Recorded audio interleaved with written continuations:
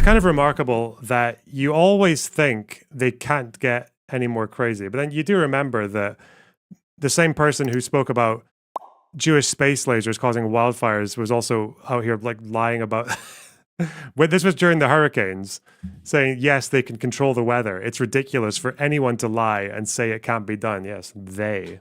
It was this tweet that you put afterwards, I think, that really sold it. There's a map of hurricane affected areas with an overlay of electoral map by political party. Shows how hurricane devastation could affect the election. It's unbelievable. This is the same person, Marjorie Taylor Greene, who said Laura Loomer was too extreme. I think what she actually meant by too extreme was too close to Trump for my liking, and it's making me jealous. That's probably what she meant, because my God, Jewish space lasers, and now it's they, brackets, can control the weather. Wow. And throughout this whole thing, this like disaster which has killed over 200 people, and you just have Republicans trying to score political points off of it by lying. Like, this was Trump. Ideally with the governor, that governor needs to, he's been trying to get them, and I'm sure they're going to come through. But he's been calling the president, hasn't been able to get him. But I just spoke, the president just called me yesterday afternoon. I missed him and called him right back. And he just said, hey, what do you need?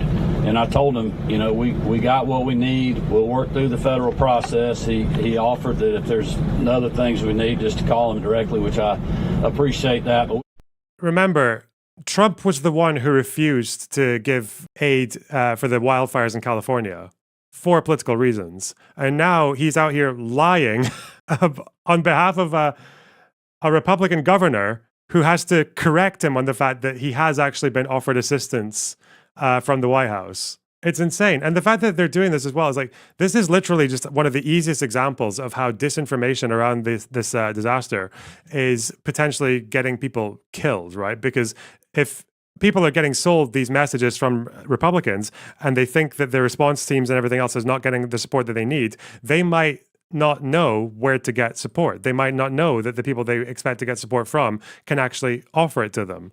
Like, that's so dangerous. It's so disgusting. This is Biden responding to it.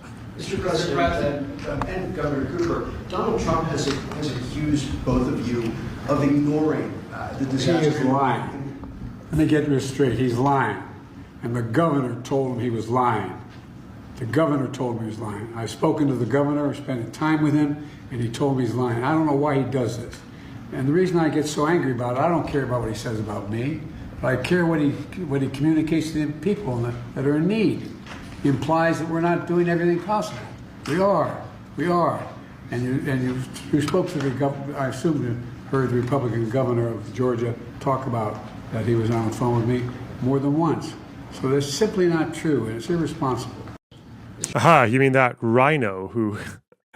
Oh, God. Why could you think Trump could have at least picked a more loyal Republican, a more MAGA brain-rotted Republican who would actually just get help from Biden, get offered assistance, and then just say they hadn't got it? Or, you know what, knowing Trump's voter base, Trump could have just actually found a really insane MAGA Republican governor in somewhere in like Wyoming and just said, yeah, they're not offering any hurricane relief. Just find a part of the country that didn't actually need any aid because the hurricane didn't hit it. Just find an unaffected part of the country and just say that they didn't get the assistance that they needed. And the governor can be like, you're absolutely right. The president didn't give me the assistance that we need. And Republicans won't fucking know. Trump supporters won't know that state didn't even get affected. They won't even know that the person, they don't even say where the person is the governor of. Just say, oh, Governor Chadwick McMichelson needs help.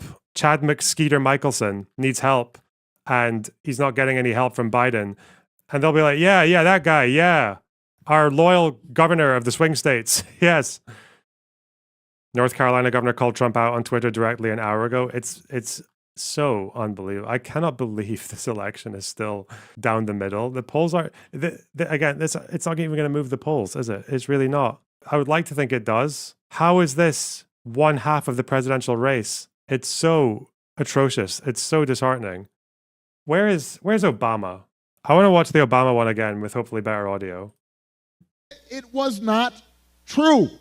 And Now the people of Florida are dealing with another devastating storm.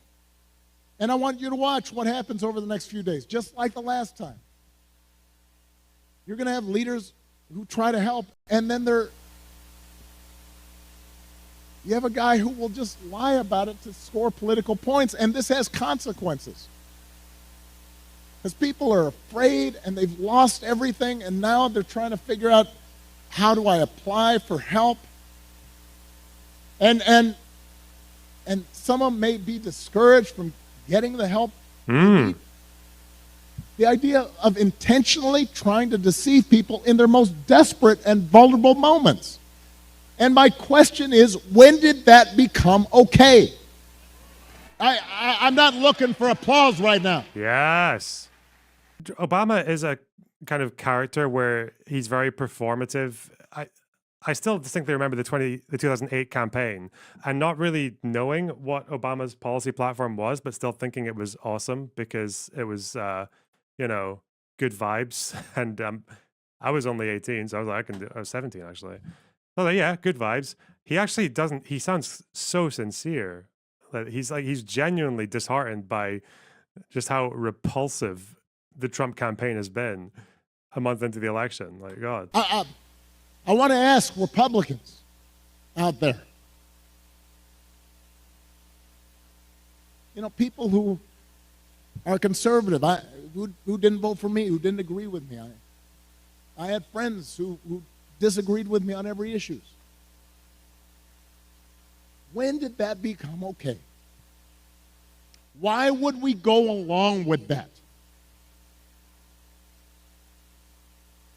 I mean, if your coworkers acted like that, they wouldn't be your coworkers very long. If you're in business and somebody you're doing business with just outright lies and manipulates, you stop doing business with them.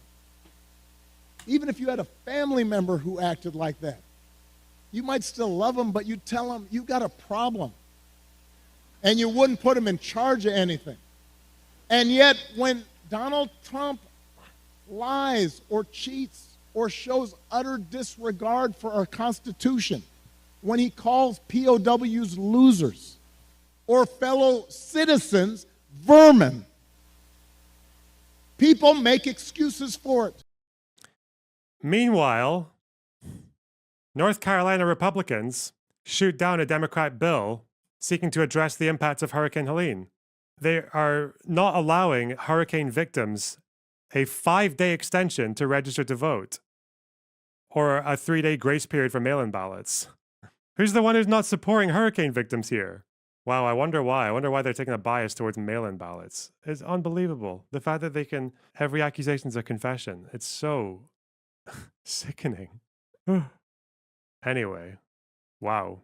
West North Carolina is super Republican. I'm not sure it's even in their favor. No, it's in their favor because it's mail-in ballots. If it affects mail-in ballots, I think that helps them because Democrats overwhelmingly use mail-in ballots compared to Republicans. I mean, it might be a miscalculation. I don't know how Republican North Carolina is, but it's just, how can they do that?